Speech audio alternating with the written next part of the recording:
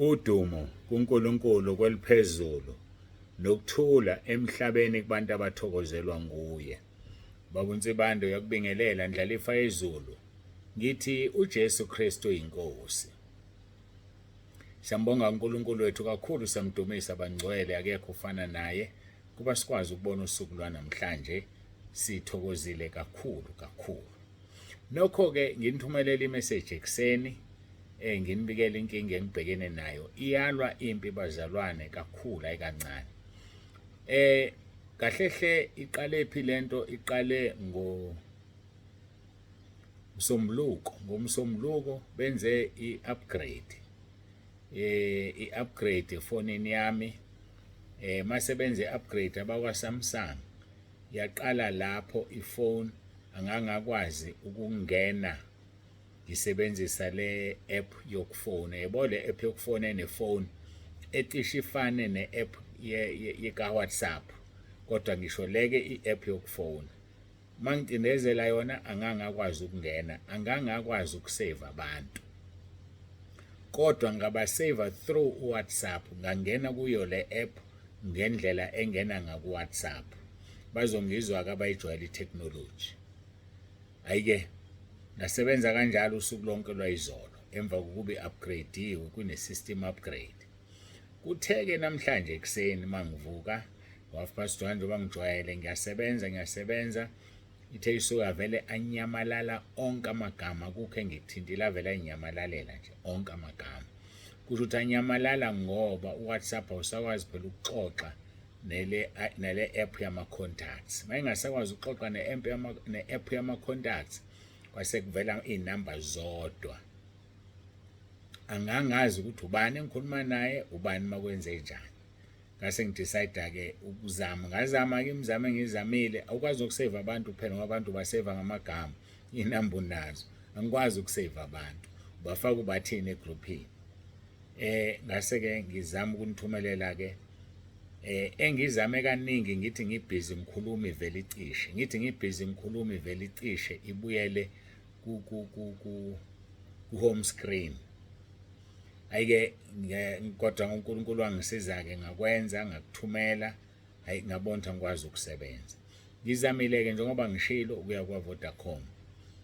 Noma ngifike kancane emva ka9 ngoba njengoba besihambile izolo ngisho ukuthi kushoniwe besokwenza umkhuleko, imoto ibingcole ngalendlela ebhlungu. Ngaqala ecar wash bese ngiyake kwa Vodacom eJobeni.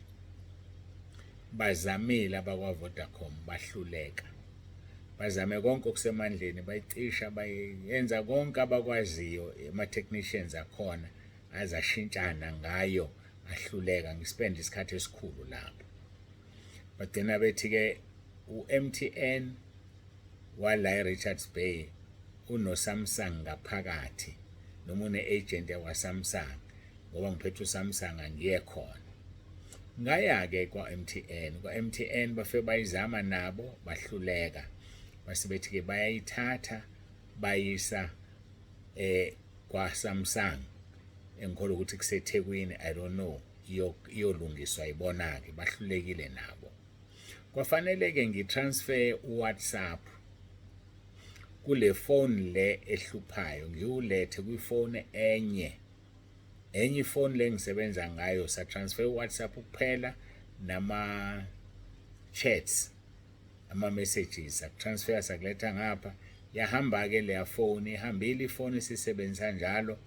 Wena uzobona ngikuthumelela inkonzo ngenamba efanayo, kanti cha, sithatha uWhatsApp ngenamba efanayo kuze konke kubuye sakufaka kwenye ifone.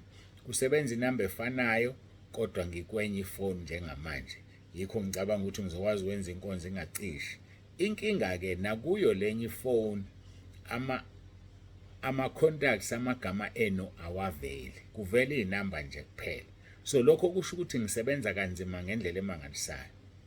Nasi ke isicelo enginaso ngoba ngizowaphusha lama messages kalukhuni nokho awana inamba.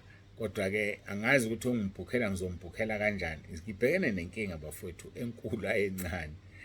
Ngizokwenza njena ke ngicela ningiphelele isikhathi sanamhlanje naso sincane ngoba ngifike la ngibuya edrobheni sekuyi-appointment yomunye kahle hle ungifonele ngisendleleni ngamtshela ngifonele 15 minutes ngaba late ngo-15 minutes sakhuluma-ke nalabo-ke abese kufanele ngikhulume nabo isikhathi senkonzo lesi sengizoqhubeka-ke futhi nabanye ababhukhile ukuthi ngoze ngiqale mina ngicabanga ukuthi ukuthi ngibheke idayari yami okugcina ungu-4 kusho siqede naye ngo-5 ngoze ngiqale ngo-5 uku-attend uWhatsApp phansi kwesimo-ke sokuthi amagama enu awekho.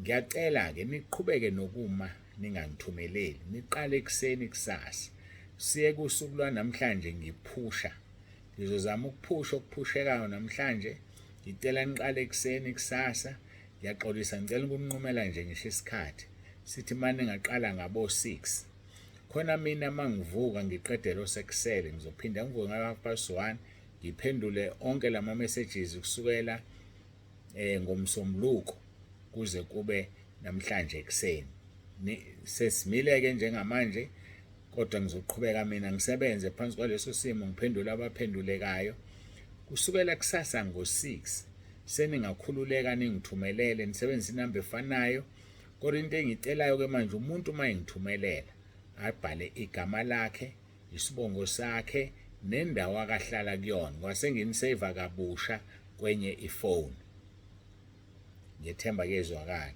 igama lakho isibongo sakho indawo ohlala kuyona njengoba usuke ufaka umuntu nje ngamagama usuzifaka wena othumelelayo manje angisho ukuthi bonke abantu abanento abangaqondeli ukuyithumela bazilethe ngibafake ngiyacela ngizongenzela umsebenzi omkhulu ne-9700 ngicela obhalayo noma uyabhuka noma uletha umuntu aqale ngokuzisho athi uJesu Kristu uyinkosi mina ngingusibani wakwabani endaweni ethile khona ngizoqala ngokukuseva kule foni enye bese ngiqhubeka-ke usuqhubeka nesicelo sakho-ke ngicela sisebenze kanjalo bakhona-ke nabantu abanenkani ngithe akumiwe bayaqhubeka bayathumela ukuthi abantu abalaleli azophela amakholwa isono sokungalaleli esihogweni ngeke ngiyanitshela bafowethu azophela amakholwa bengingazi ukuthi abantu abalaleli kanje ngathi siqala ngokucheck ukuthi awukhona umbiko ophuthumayo ekhaya lezwi ngaphambi kokuba uthumele njalo nje awukhona umbiko ophuthumayo ekhaya lezwi ngaphambi kokuba uthumele ngiyacela senze kanjalo mhlambe nawo lo mbiko angiwenze uhambe wodwa alright no ngizobona indlela engizoyenza ngayo uhambe wodwa bese ke uphinde uba khona enkonzweni ukuze ube idabuli lo mbiko uphume uhamba wodwa uphume nasenkonzweni ngoba njengamanje ke sizoqala inkonzo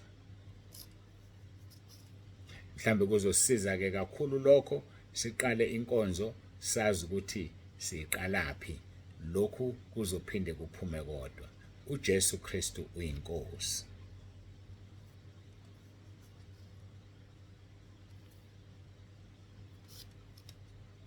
Ake sizoqhubeka-ke nenkonzo-ke bengisalungisa izinto zami la bayangibuka-ke ku-YouTube bayamangala kodwa bayazi ukuthi ngikhuluma ngani siqala inkonzo yethu-ke ngiyacela sithandaze sisondele kuNkulunkulu uJesu Kristu inkosi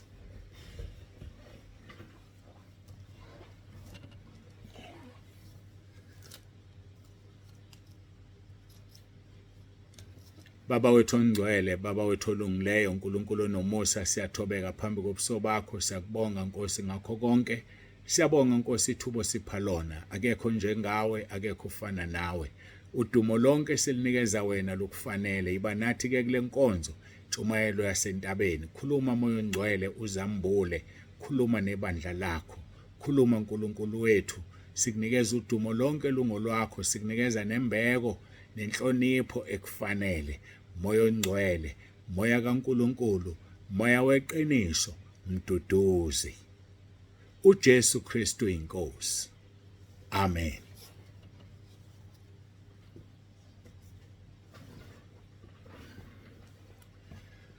Ake sizofunda izwi lenkosi esilitholayo kuMateyu chapter 5 verse 7 sikhuluma ke ngokuthi abantu mababe nesihawu, isihawu. Lithi izwi lenkosi, babusisiwe abanesihawu ngokuba bayahawukela.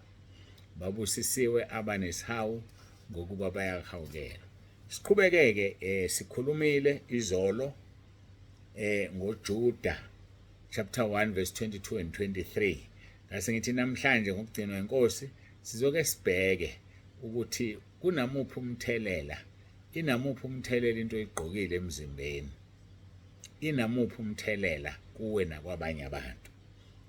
Asiphinde sifunde uJuda chapter 1 verse 22 and 23. Abanye abangabazayo nibahawukele. Bafowethu kuzokusiza ukuhawukela. Abanye abangabazayo nibahawukele. Nibasindise ngokubahlwitha emlilweni, kepha abanye nibahawukele ngokwesaba, nizonde nengubo enindwe inyama yabo. Kufanele masibahawukela abanye. Uyabona ma uthatha into emlilweni, izowela emlilweni, kodwa kufanele ungashi wena uyihlwithe, ngoba abanye bafana nabasebebheke esihogweni, bahlwithe bangahambi nawe. Kusho ukuthini lokho? Kukhona lento ukuthi umuntu uthi uyamtshela, uyamsiza, avuke indlobane alwe nawe, uyangijaja. Lo muntu ufuna inhliziyo yakho, ufuna ukuya nawe esihogweni. Qaphela. Umuntu othi uyambonisa, namba siyababona la kuma-emoji. Abanye mawuthi uyambonisa vele avuka nje bomvu, alwe. Ngenzobelwa nje usuzothukuthela wena icasuku usekubambile. Wena vele uphume kuye umyeke, kodwa umtshelile ukuthi akakhiphi emoji. Umtshelile ukuthi akakhiphi emoji, kodwa uzigade wena ungalimali, ngoba abanye abantu abasekhaya lezwe abakholwa. Omunye nje mhlawumbe ungathuke sekukwehla nje ngenhlamba. Inhlamba impela nje akwehle, umangalo kanti ngikuphi la. Ekhaya lezwe bafowethu akubona bonke abantu abasindisiwe bodwa basekhaya lezwe. Ngihlale ngikusho lokho. Ekhaya lezwe khona zonke inhlobo. Kodwa isentabeni yendlu kaJehova lasilindele kube khona abasindisiwe. Yikho nje abanye balabo abafikayo befike bone entabeni, ngoba basekhaya lezwi abekho entabeni. Umuntu osentabeni nje akakwazi ukwenza into engalungile. Mayenza into engalungile kufanele aphume lo muntu angabikho entabeni yendlu kaJehova kuyabonelela, ngoba uphoxa ibandla likaNkulunkulu. Kodwa mawusekhaya lezwi ngeke sisho lutho, ngoba ikhaya lezwi lizophendula abantu.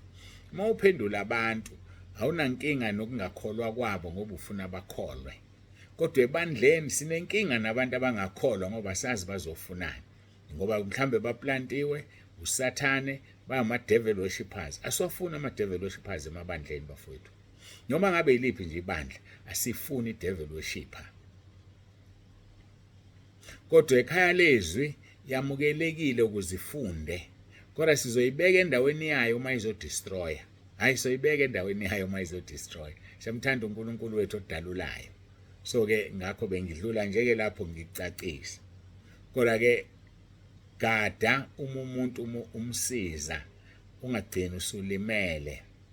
NgesiZulu, isiZulu ngiyasithanda sithi umlungisi uzithela isisinga. Umlungisi ke lo. So mawuthi uyalungisa, ugcina sekuwena owonile kanti kade uzama ukulungisa. Lithi izwi lenkosi, nibasindise ngokubahlwitha emlilweni, kepha abanye nibahawukele ngokwesaba, nizonde nengubo enindwe inyama yabo. Zonda ingubo enindwe inyama yabo. Nibasindise ngokubahlwitha emlilweni. Ngifuna ukulifunda kahle lengathi khona engikushilo. Verse 22, abanye abangabazayo bahawukele. Verse 23, nibasindise ngokubahlwithwa emlilweni, kepha abanye nibahawukele ngokwesaba, nizonde nengubo enindwe inyama yabo. Lokhu kuza kahle kakhulu. Ake siboneke ukuthi ingubo inayiphi imfihlo. Ingubo abanindwe inyama yabo, izingubo zabo. Ake sibheke Izenzo chapter 19. Izenzo chapter 19. Sibone izimpahla emzimbeni kaPawulu. Sizoqala ukufunda kuverse 11 nosifunde noverse 12. Lithi izwi lenkosi. Verse 11, Izenzo chapter 19. uNkulunkulu wenza imisebenzi yamandla engavamile ngezandla zikaPawulu. Verse 12. baze bathathe amaduku nezindwangu emzimbeni wakhe bazibeka phezu kwabagulayo zase zisuka kubo izifo nomoya amabi baphuma. Yawezwa amandla asengutsheni. uPawulu wayebhizi ekhulekela abantu bona ngokukholwa kwabo njengaloya wesifazane wayopha. Akusiyena uJesu wathi ogulayo akazongithinta umphetho, cha, kodwa uJesu wathi kholwani yimi nikholo uBaba. Manje lo wesifazane mayisekholwa uJesu ebona kuphithizela enamahloni ngesifo esimphethe, unamahloni ke kufanele siyazi ukuthi kuyini ukopha kowesifazane. Usethi nje angithubeleze mangithinte nje umphetho wengubo yakhe ngizosinda. Wayesiyahamba owesifazane uthinta umphetho wengubo wasinda. Wasebuza uJesu khona ongithintile. Bathi abafundi hawu bantu bebangaka njenganisegcineni siyanibaningi bakuthinta. Uthi uJesu khona ongithintile ngizwa amandla esuka. So ke ngamanye amagama lo mayithinta umphetho wengubo uthi uJesu kuthintwe yena ngoba ingubo injani iwuye. Qaphelanike ingubo ngeke ngakuthinta sengisuzozwa manje ingubo oyithenga emgwaqeni eyisekeni awuyazi bigqoko ubani. Yikho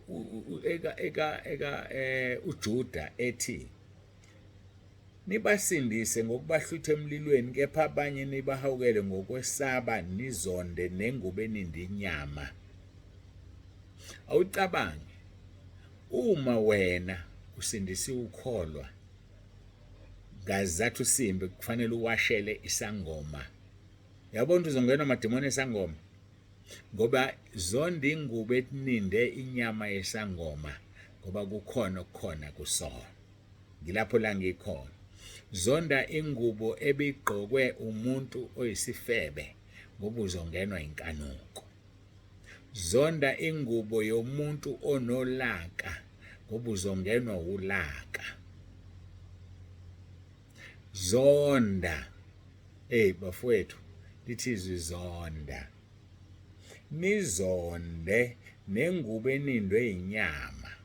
Sibuyele kwekaPaul verse 12. Baze bathatha amaduku nezindwangu emzimbeni wakhe bazibeka phezu kwabagulayo zase zisuka kuba izifo. Yes. Engakhuluma ngoPaul uyibhekele ubhizi ukhulela abanye babhizi bathatha izinto ezisemzimbeni wakhe bayibeka phezu kwabantu bayasinda. Kuthiwa nabanomoya omubi akophuma amadimoni. Ngamanye amagama izwi lenkosi malithi wenza ikhonzi zakhe zibe ngamalanga bomlilo. Usho kona lokho ukuthi mangiyilangabi lomlilo nempahla engigqokile ilangabi lomlilo. Amathuba amaningi athi ma ungithinta noma ngabe ngibhekele uzosinda esifweni sakho. Uma ungithinta noma ngabe ngibhekele lizophuma idimoni elikuphethe. Yakuzwe ngikuchazayo.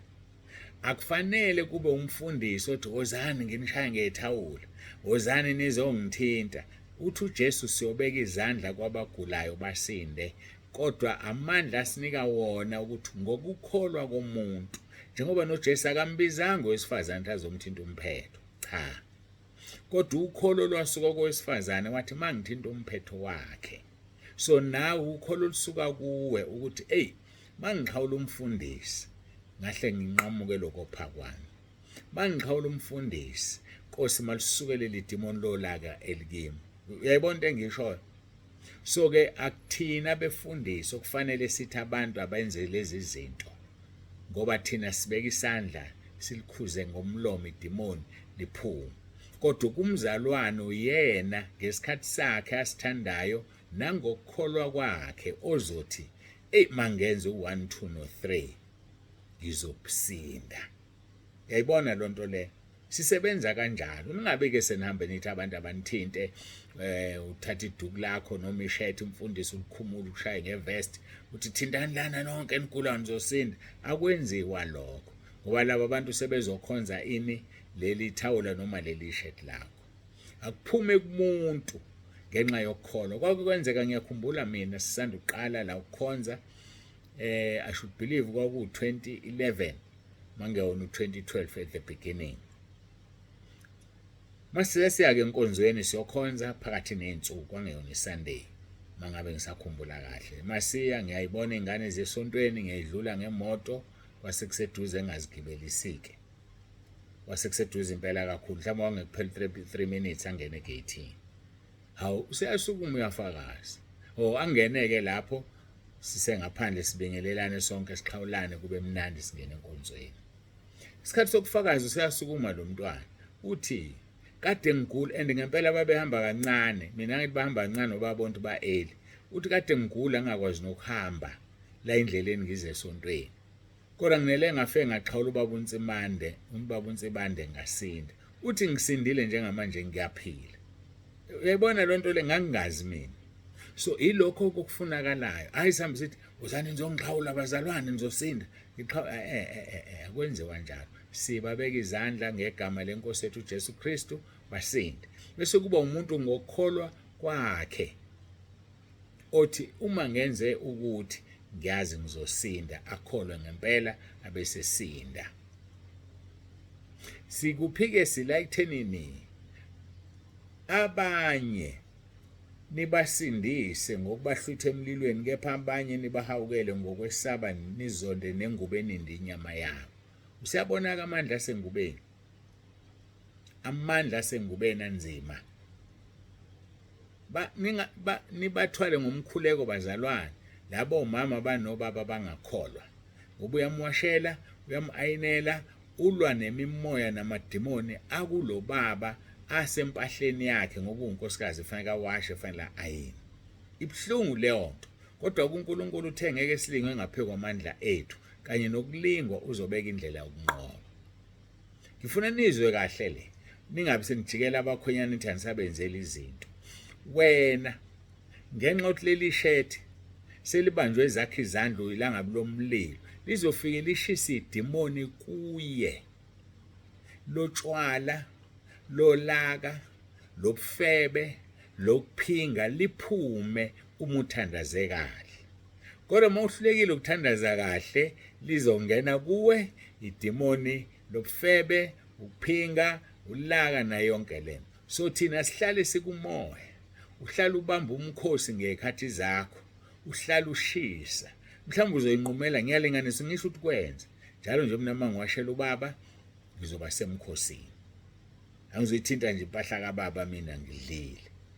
Ngiyavuka ngidli ngoba ngiyawasha namhlanje. Uyayibona lonto le ufuna ukuthi ube ilangabe lomlilo uyathandazwa ikhulekela lezi impahla. And by the way zikhulekela uqalekisa amadimoni ophuzo nakho konke. Uze ayini uqalekisa amadimoni ophuzo nakho konke. Nentombi lezi ezinibangisayo. Usemandleni wena okuwina indoda yakho. Uyayiphakela ngisho ukuyiphekela uyiphakele. Khulekela ukudla lokhu ukuthi kwenze umsebenzi kuxosha amadimoni emzimbeni wakhe. Uzombona uNkulunkulu uzoyenza into oyifunayo. Sikhuluma ngane ngamandla sempahleni yokugqoka. Amandla akhona ngisho kwisithunzi, shadow, isithunzi somuntu. Yazi ukuthi ungahlangana nesangoma noma nenyanga ihamba ngala kungakhona khona ilanga bese ushaywa isithunzi bese ungenwa amadimoni. Angazi uma uyangizwa yini. Ushaywe isithunzi somuntu odayisa umzimba kungena idimoni kuwe lokudayisa umzimba. Idlale ngawe inkanuko uzijabulise uzingcolise wenze konke ukungcola lokhu kanti wahlangana nomuntu ophethwe inkanuko wakushanga isithunzi sakhe. Hayi ngiyalithanda izwi sikhuluma sigeqe amagule engathi siyemuka. Ngenxa yokuthi ngiqale ngakhuluma le ndaba ingakho ngizoqhubeka. Ake sibheke la izwi lenkosi kwizenzo chapter 5 verse 12 no 16. Sibheke amandla esithunzi, isithunzi shadow. Verse 12 uthi izimangaliso zabapostoli isihloko leso kwenziwa izimangaliso nezibonakaliso eziningi ebantwini ngezandla zabapostoli bonke babenhliziyo nye besemphemeni kaSolomon. Verse 13 Kepha kwabanye kwabakho wayenesibindi sokuzihlanganisa nabo, kepha abantu babebazisa kakhulu. Yabona babalekelwa abantu abapostoli, abekho abazihlanganisa nabo ngenxa yamandla uNkulunkulu ayewabeke kubona. Mhlambe nawe mfundisi uyabalekelwa. Khona umfundisi kwangixoxela isimanga. Yazi wangixoxela isimanga lo mfundisi. Lo mfundisi lo khona izinto ezasizana ngazo naye, mina naye angizozisho. Sasizana ngazo, wathi uNkulunkulu angimnike. Ehluphekile kudinga lokho ngase ngiyamnika. Phela mina nginayo imali, anginalutho. Yonke into engiyenza ngicela uNkulunkulu ngase ngiyamnika. Uthi-ke kwahamba, hawu sebeyambuza abanye befundisi, hawu mfundisi, sibona ukuthi nokuthi kwakho seku-right sekulungile. Wenze kanjani? Usethi hayi nganikezwe ubaba uNsibanda. Ubaba uNsibanda emuphe naloyo. Asho, kanti yena lo uthi kwabo baxoshile, baqhela kuye. Babe ngabangani bezwana, uthi isono sakhe ukusizwa ubaba uNsibanda.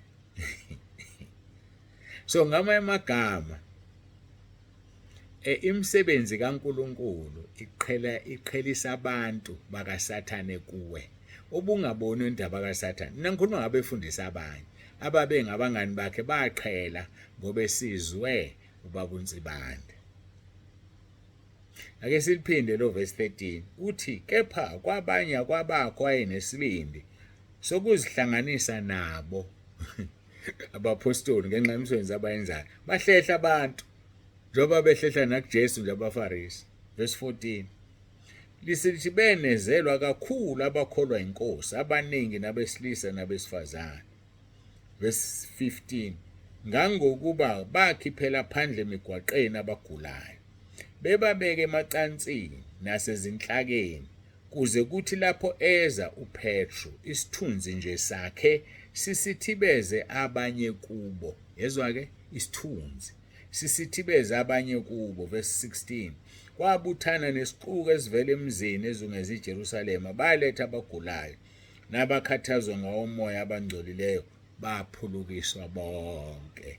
Bephulukiswa yini? Isithunzi sikaPetro. Kwamnandi ukukholwa madoda. Isithunzi shado lento econtrolwa ilanga. Uma ilanga lengapha isithunzi singapha, siphilisa abantu. Hayi mina ngiyazi lento uJesu nomunye uJesu bafowethu. Sinomunye uJesu ungasho yonke into oyifisayo. Sengizwile phela obazalwane kuthiwa ngithwele. Kuthiwa ngithwele. Mina ngiyamangala ukuthi umuntu othwele usebenza kanjani ngegama lika Jesu. Into okuthwele ngoba kuhlanga nje le nto le. Umuntu othwele wenza kanjani ukuthi anikeze isikhali sakhe abanye basebenzise ngekho lapho. Ngaphela umuntu othwele into zakhe zihamba ngomuthi. Yayithi zihamba ngomuthi, zihamba ngamademons ngoku-exchange. Mina ngithi nginithumelela umkhuleka baseRoma 10 verse 9. Niukhuleka ngingekho ngisho lapho usebenza. Ukuthwala ke lokho. Ho, akahleni bo. Basho njalo ke ngenihlebela, bathi uNsibanda uthwele. Hawe, bosho yonke into nakuJesu bathi uBelzebuli. Bathi uSathane uqobo lwakhe. So ke basho yonke into ke vele. uSathane unjalo kahlehle. Uma elwa nomntwana kaNkuluNkulu ebonto yahluleka, ungcolisa igama lakhe bese liyangcola kulabo abangekho kumoya abangakwazi ukuhlukanisa umoya. Bese lingangcoli kulabo abakwazi ukuhlukanisa umoya. So ke mina ngiyambonga uNkulunkulu ngevangeli anginikezela. Anginandaba ukuthi bathini. Phela futhi uma bekhuluma uthini uJesu? Uthi uma benithuka benikhathaza ngenxa igama lami, jabulani nithokoze ngoba umvuzo wenu unjani? Mkhulu ezulwini. So mina uma bengithuka inhlamba phela ukuthi kuthiwa ngithwele mina ngoba angithwele. Inhlamba leyo. So ke bakhulisa umqhele wami ezulwini. Bangakhela imansion engizohlala kuyona ezulwini. Oh madoda, asambeni sekhaya ezulwini. Eka baba uNsibanda imansion inkulu manje. Inkulu. Ikhuliseke nawe yakho. Siyambonga uNkulunkulu ngevangeli asinikeze lona. Siyambonga kakhulu ngendlela emangalisayo. Bengifuna ukuchazela ke ngamandla esithunzi. Ngiphinde uverse 15 ngangokuba bakhiphela phandle emigwaqeni abagulayo, bababeke emacansini nasezinhlakeni kuze kuthe lapho eza uPetro isithunzi nje sakhe sisithibeza abanye kubo. Kwabuthana nesiquko esivele emizini ezungeze eJerusalema baletha abagulayo nabakhathazwa ngawo umoya abangcolileyo baphulukiswa bonke. Hey mina ngimaze ukuphulukiswa isithunzi. Usayibona indaba yesithunzi? Ngakho ke hlala uyilangabi lomlilo mzalwane wami. Ukuze isonke lesi sithunzi sabantu esikushayayo. Awucabange ngosuku bangaka abantu ophambana nabo bekushaya ngezithunzi zabo. Bangaki mingaki imimoya ekungena ngosuku. So kuyakuphoqa ukuthi uhlale ukumoya, kuyakuphoqa ukuthi uhlale ungene emkhosini nje wakho. Donsa 3 days or 2 days or 7 days uhlale ubadonsa nje ngoba ufuna ukuhlala unjani uyilangabi lomlilo ukuthi umuntu omshaye ngesithunzi wena aphulukiswe. Umuntu omshaye ngesithunzi wena kusha amadimoni abaleke. Hayi ungakasho ukuthi uJesu Kristu uyinkosi nisaphambana nje. Angiphathi mose uthe uJesu Kristu uyinkosi ayaklewula ebheke esihogweni. Akwazi kwamnandi ukukholwa. Niyabona uDwamandla esiwanikeziwe. Zithatheleni nanka amandla. Izithatheleni. Sikhuluma ngani ke? Sikhuluma ngokuthi uma usuhawukelwe nawe hawukela. Siza abanye abantu baphulukise. Kungaba ngempahla yakho noma ngesithunzi sakho. Hayi ngoba uzokuthi abantu abakuthathe kuwe emzimbeni kodwa ngoba izinto ezikuwena ziyaphila ngoba nawe uyaphila. Uphilela inkosi uJesu. Ngisho impahla oyigqokile iphilela inkosi uJesu. Ngisho iunderwear yakhe iphilela inkosi uJesu. Ngisho izibuko zakhe emehlweni ziphilela inkosi uJesu. Yonke into ekuwe iphila ibe ilangabi lomlilo asha amadimoni. Bathi abantu asha amadama namanzi. Ngoba sekufike wena oyilangabi lomlilo. Ayamnandi inkonzo namhlanje. Angazi wena noma uyezwa into emnandi. Angithi ngihlaselekile phela ku WhatsApp. uNkulunkulu sevele wangenza ilangabi lomlilo. Sathane ngeke wenze lutho. Phansi kwanoma isiphi isimo sizosebenza. Noma isiphi isimo sizosebenza. Siyambonga uNkulunkulu wethu kakhulu. uNkulunkulu akubusise. uNkulunkulu akubiyele. uNkulunkulu akugcine. uJesu Kristu uyinkosi. Masikhuleke. Babongcwele babolungileyo uNkulunkulu nomusa siyathoba phambi kobuso bakho. Siyabonga uthando sithande ngalo. Ngiyakhuleka ukuba babusise abantwana bakho ezindaweni zonke lapho belalele khona. Babiyele Nkosi. Siyacela uNkulunkulu wethu phansi kwesimo esibhekene naso ukwazi sikwazi ukusebenza. Siza abantwana bakho balalele. Baqale kusasa ngo6 ekseni umusa sigcinile ukuthumela. Sonke lesi sikhathi ngizobe ngilwa nalama message engibhekene nawo okusebenzeka kalukhuni ngendlela emangalisayo. Kodwa sithembe wena ke Nkosi oqonda konke. Angazi abantu ngizobafaka kanjani ngoba amagama waveli angazi kodwa Nkosi ngithembe wena. uJesu Kristu inkosi. Amen. Siyambonga ke uNkulunkulu wethu kakhulu siyamdumisa abangcwele. Ngithemba umnikazi wegroup. Ngithembe umnikazi wekhaya lezwi. Uyena engimthembile ukuthi uzosisiza sidlule futhi nakule. Sidlule kweyiningabi nakuyo lesizodlula. Into embi khona abantu abanele ngithi kunenkinga ethize baphume.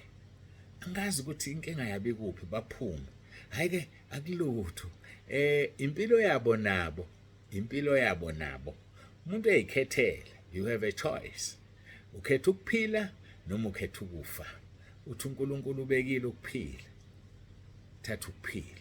Kodwa umuntu avela akhethe ini ukufa. Bawonke abantu yavalelisa uthi uJesu Kristu inkosi. Ngiyanithanda nonke. uJesu Kristu inkosi.